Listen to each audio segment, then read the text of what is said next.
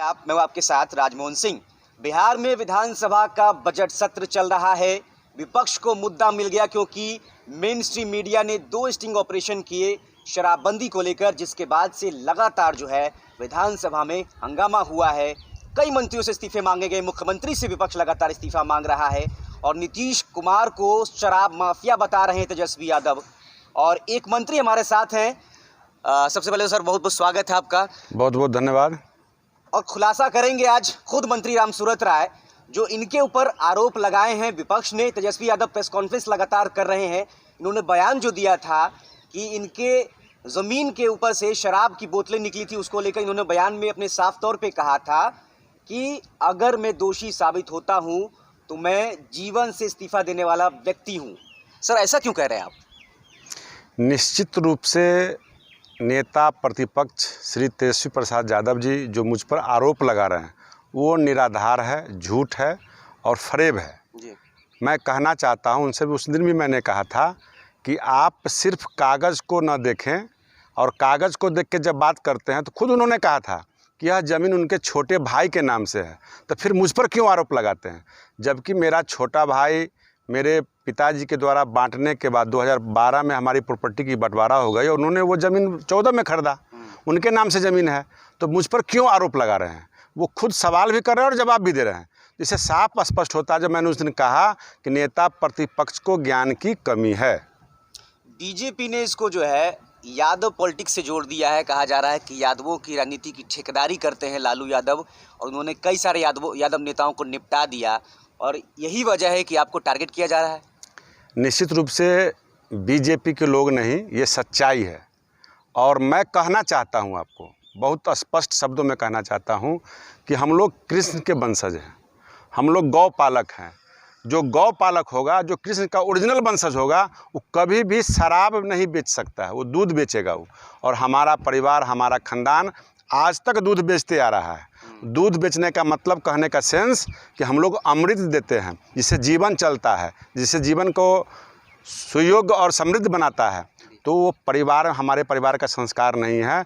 हम ओरिजिनल कृष्ण के वंशज हैं, ओरिजिनल गौपालक हैं। और कोई भी गौपालक कभी भी जहर नहीं बेच सकता, दारू नहीं बेच सकता, दारू नहीं पिला सकता है। वो जब पिलाएगा तो दूध पिलाएगा। वो दूध पिलाने वाला व्यक्ति सामने बैठा हुआ है। ये शराब मिलने वाली जो बात, जो आरोप लगाया जा रहा है विपक्ष के, उन्होंने कहा कि उनके कैंपस में मिला है जी।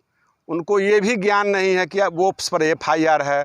वो मेरा घर अहियापुर थाना में है, वो कैंपस जहाँ बता रहे हैं वो जहाँ थाना में है। उनको पढ़ना चाहिए, क्योंकि देखिए पढ़ाई जब तक नहीं कीजिएगा तब तक ज्ञान का कमी रहेगा। तो आपको मामला है ये विगत 4 महीने पहले का मामला है। 4 महीने पुराना मामला है। तो कहीं ना कहीं विपक्ष के द्वारा आपको टारगेट किया जा रहा है। विपक्ष का टारगेट करने का एक ही मकसद है कि उनको ये लग रहा था कि अब हमारे पिताजी का समय चला गया, हमारी बहन का समय चला गया, हमारे मामा का समय चला गया, अब सिंगल यादव का नेता मैं हूँ। और वैसे जो बिहार के शेरे बिहार श्री रामलखन सिंह यादव जैसे लोगों को धराशाही मेरे पिताजी ने कर दिया, तो अब आने वाला समय जो है, रामकृपाल यादव थे, हमारे BP मंडल थे, हिमांशु जी थे, देवेंद्र यादव जी थे, तमाम यादवों को जो धराशाही किया गया, दरोगाओं के परिवार थे। और जो व्यक्ति बात करता है संस्कार का और परिवार का, जिसके पास कुछ है ही नहीं, कोई वेश ही नहीं, कोई आधार ही नहीं है, जो परिवार नहीं चला सकता है, वह क्या देश और राज्य चलाएगा? जो व्यक्ति परिवार को खुद संयमित नहीं रख सकता है, वो क्या दूसरे के हित का बात करेगा? तो उस व्यक्ति को ये लग रहा है कि नॉर्थ बिहार के अंदर क्या मामला है, कौन ऐसा व्यक्ति आ गया जो विगत 4 महीने से रेवेन्यू डिपार्टमेंट में इतना अच्छा काम कर रहा है, इतनी बहाली हो रही है, इतना लोगों में योगदान सेवा का भाव पैदा हो गया है। कोई ऐसा व्यक्ति आज तक कोई मंत्री नहीं हुआ जो व्यक्ति मंत्री अपने तनख्वाह से इनाम बांटता हो।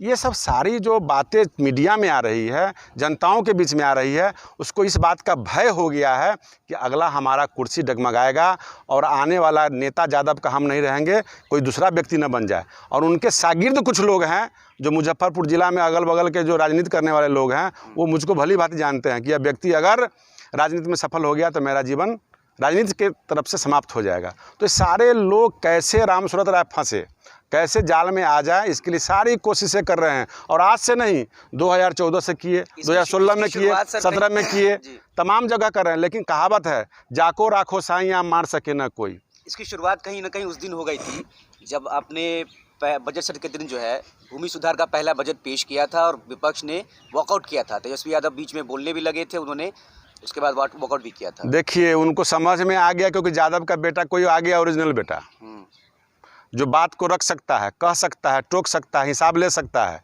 और मैंने कहा कि आप सुन के जाइए, हमारा परिवार आज तक कहीं भी किसी चपरासी से ज़मीन नहीं लिखवाया है। किसी को किसी काम के बदले वह ज़मीन का मुआवजा ले करके और काम दिया हो। हमारा परिवार सब दिन देने का काम किया है, पालने का काम किया है, चाहे जिस रूप में हो। और सबसे बड़ा संपत्ति हमारे पास है, जो लोग कहावत है अपने धर्म में कहा जाता है, गोधन, यानी जो गाय पालता है, गजधन जो हाथी पालता है, और सबसे बड़ा धन संतोष धन होता है। वो तीनों चीज़ मेरे पास है। मैंने गौ, आज भी मेरे पास गौ हम पालते हैं। हमने गज भी पाला है, हाथी भी पाला है, और आज भी हम कहते हैं कि जितना हमको संतोष है उतना तेजस्वी के परिवार में किसी व्यक्ति को संतोष नहीं है, जिससे आप जाहिर कर सकते हैं। उनके पास रिकॉर्ड है कि कोई भी काम के बदले में ज़मीन लिखवाने का काम करते हैं। वो किसी गरीब यादव को तो देखना ही नहीं चाहता है वो आदमी। अगर वो यादव के हितैषी होते तो किसी यादव को फ्री में टिकट दे देते, किसी यादव को फ्री में कुछ रेलवे में नौकरी दे देते। उसका साक्ष्य है, सबूत है, जो प्रेस में जाता है, हमसे ज़्यादा आप लोग जानते हैं। और मेरे बारे में कोई साक्ष्य तो बता दे, कोई ऑडियो हो, कोई वीडियो हो, कोई मामला हो, बता दे। हम तो कह रहे इस्तीफा मंत्री परिषद मंत्री तो मैं आज बना हूँ। मैं अपने पैर पर विगत लगभग 30 वर्षों से खड़ा हूँ, और पिताजी का देन है, आशीर्वाद है। मेरे पिताजी का अपना एक छवि था, उस छवि को लेकर, उनके बचे हुए कामों को लेकर मैं आगे बढ़ रहा हूँ। और उस व्यक्ति को मैं बताना चाहता हूँ जिसका नाम तेजस्वी प्रसाद यादव है। उनकी उम्र का मेरा बेटा है, और मैं उनके परिवार से बहुत जुड़ा हुआ था और मैं जानता भी था। लेकिन उनके विचारधारा, पिताजी का जो विचारधारा था वो बिल्कुल ही गलत था। क्योंकि जब मैं अपने पिताजी के साथ जाता था उनके घर पे, तो उनका विचार, आचार, व्यवहार जो देखता था विधायकों के साथ, वो देख के मुझे शर्म आता था। मैंने उसी दिन निर्णय लिया, इस व्यक्ति के साथ नहीं रहना, इस दल में नहीं रहना, इस परिवार में नहीं रहना। और उसी से मैंने त्याग दिया, और त्याग दे करके मैं दूसरे दल में गया। और आज मैं विधायक हूँ, मंत्री हूँ, और समाज के लिए आया हूँ, न कि परिवार के लिए। परिवार मेरे लिए पीछे है, और मेरे देश, मेरे पार्टी का एजेंडा भी है कि पहले राष्ट्र है तब पार्टी है। उसी तरह मेरा समाज का आदमी पहले है, तब मेरा परिवार है। और इस केस की जहाँ तक बात है तो ये अनुसंधान का विषय है, अनुसंधान चल रहा है। उस अनुसंधान में सारे लोग जो आए हैं, सारे लोग जो पकड़ाए हैं, वे सारे लोग दारू माफिया हैं, आरजेडी के लोग हैं। उसमें एक दिलीप कुमार कुशवाहा हैं, जो मुजफ्फरपुर अहियापुर के रहने वाले, उन पर पहले से भी FIR है। उसमें अमरिंदर कुशवाहा हैं, जो संचालन है, और जो स्कूल हमसे किराए पर मेरे भाई से जो उन्होंने लिया है वो भी पकड़ा है। उसमें अजमेरी खातून है, जो मुसलमान जाति से आती हैं, वो आरजेडी के कार्यकर्ता है, जो वहाँ दारू बेचने का काम करती थी। तमाम लोग, राम लखन राय जो मझौली के रहने वाले हैं, वो भी आरजेडी के लोग हैं, वो दारू बेचने का काम करते हैं। इस पर FIR है। और जितनी भी गाड़ियाँ पकड़ाई है, उसमें करीब मेरे अंदाज से आधा दर्जन गाड़ी पकड़ाया, ट्रक और पिकअप। वो सारे गाड़ी के मालिक वो दारू के काम करते हैं, उनसे संलिप्त हैं, उनसे पार्टी से जुड़े हुए हैं। मैं पूरा अपने शीर्ष नेतृत्व से कहना चाहूँगा, और सरकार के तमाम पदाधिकारियों से कहना चाहूँगा कि जांच करके पूरी कार्रवाई करे। जो भी दोषी है उस पर FIR तो है ही, उसकी जल्द से जल्द गिरफ्तारी हो और निर्दोष को मुक्त किया जाए। आपके पिता के नाम पर वो स्कूल का नाम रखा गया था, इसलिए कहीं विपक्ष को मुद्दा मिला? निश्चित रूप से समाज में जो अच्छे व्यक्ति होते हैं, सामाजिक होते हैं, जिनका गुडविल अच्छा आता है, उनके नाम पर लोग दुकान, स्कूल, मार्केट बनाते हैं। जैसे मैं कहना चाहता हूँ, उस दिन भी हम बोले थे, क्या लंगट बाबू के नाम पर स्कूल खुला है तो उसमें क्या लंगट बाबू का स्कूल है? क्या रामदयाल बाबू के नाम पर जो स्कूल खुला है वो रामदयाल बाबू का स्कूल है? उनके नाम पर लोग खोलते हैं।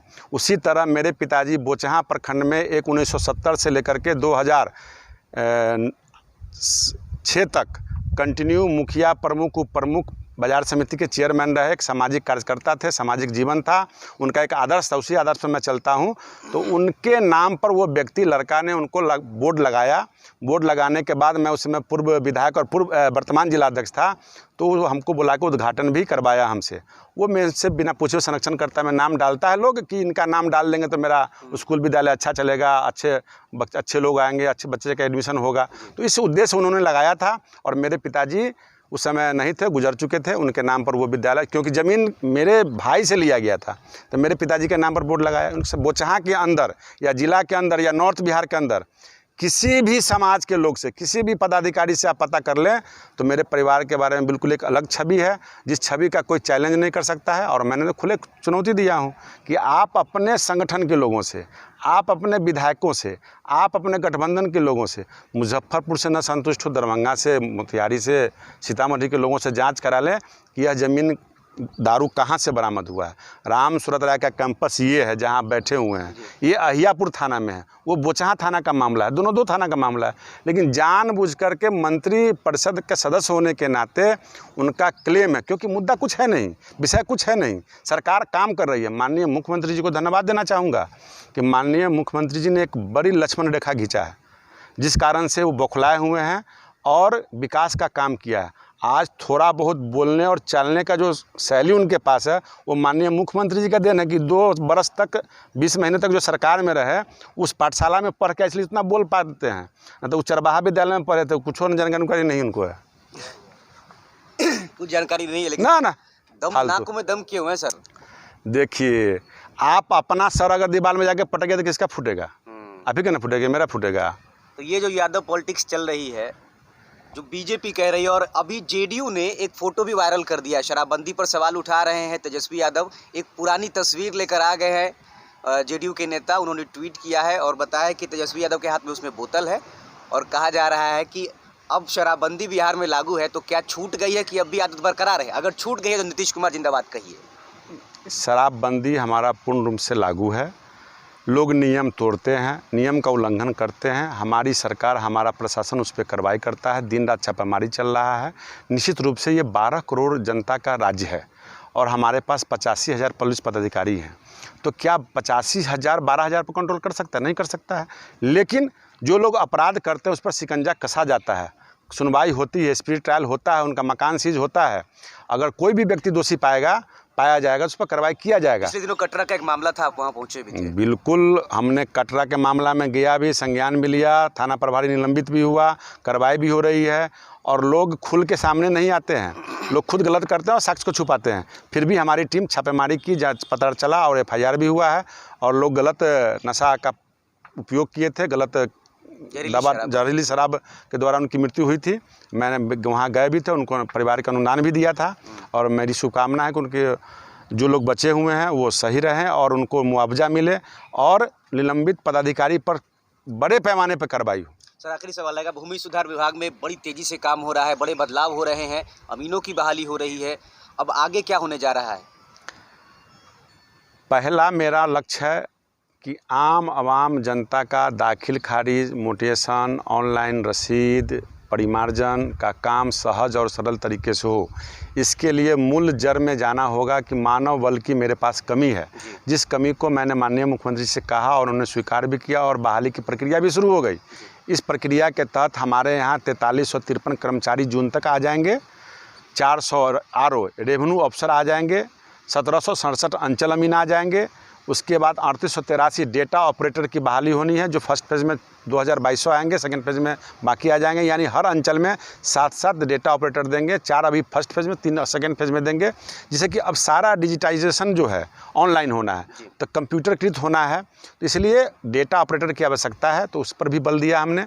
और फील्ड में तेज़ी से काम हो, एक नियम हमने ये भी बनाया है कि सिर्फ आपदा का काम छोड़ के हमारा अंचलाधिकारी कहीं भी किसी दूसरे काम में नहीं जाएगा। जैसे एग्जामिनेशन की ड्यूटी में अंचलाधिकारी को लगाया जाता था, उस पर रोक लगाया गया है, क्योंकि महीनों दिन एग्ज़ाम चल रहा है, 10+2 का है, तो बोर्ड का है, तो CBSE का है, इन सब विषयों को लेकर रोका गया है। और RO को एक गाड़ी का प्रावधान भी किया गया है कि RO यानी रेवेन्यू अफसर, जिसको पहले हम लोग CI बोलते थे, उनको एक गाड़ी भी हम देंगे और किराए पर लेकर गाड़ी फील्ड इंस्पेक्शन करेंगे, जहाँ जहाँ ज़मीन का समस्या है जल्दी शट आउट करेंगे। और तमाम ये जब प्रक्रिया जून जुलाई तक मेरे पास सारे स्टाफ जब आ जाएंगे तो आम जनता का काम सहज हो जाएगा, ऑनलाइन हो जाएगा। उसके आगे एक और नियम बनाने जा रहे हैं जो बहुत जल्द आ जाएगा कि जैसे ही केवाला आप कराएंगे शुभो मोटो के तहत, वो आवेदन ऑटोमेटिक अप्लाई CO के यहाँ हो जाएगा, उस अप्लाई के आधार पे आपका दाखिल खारिज हो जाएगा। और दूसरा व्यवस्था हम करने जा रहे हैं कि कहीं ना कहीं एक खेसरा ये प्लॉट है, इस प्लॉट में जो भाई थोड़ा होशियार है या पहले अच्छा रुख काट के महंगा बेच देता है, दूसरे भाई को रुख समाप्त हो जाता है, तो अब ये बंटवारा के हिसाब से और उसमें चौहद्दी का भी रजिस्ट्री हो जाएगा। और कोई व्यक्ति चाहेगा कि एक ही चौहद्दी पर एक ही प्लॉट पर एक खेसरा पे चौहद्दी में हम दूसरा भी रजिस्ट्री कर दें तो वो रजिस्ट्री नहीं होगा, इसीलिए उस पर भी हम रोक लगाने जा रहे हैं। यानी एक एक करके नियम बना करके हम अपने जनता को लाभान्वित करेंगे और झगड़ा लड़ाई से दूर करेंगे, क्योंकि केस ज़मीन के कारण ज़्यादा हो रहा है, हत्याएं हो रही है, ये बात सही है। तो विभाग मेरे पास आया है और विगत पीछे सब लोगों ने काम किया है, मैं किसी का शिकायत नहीं करता हूँ, चाहे किसी की भी सरकार रही हो, लेकिन मैं जब से मंत्री बना हूँ तो आपने टाइट किया है।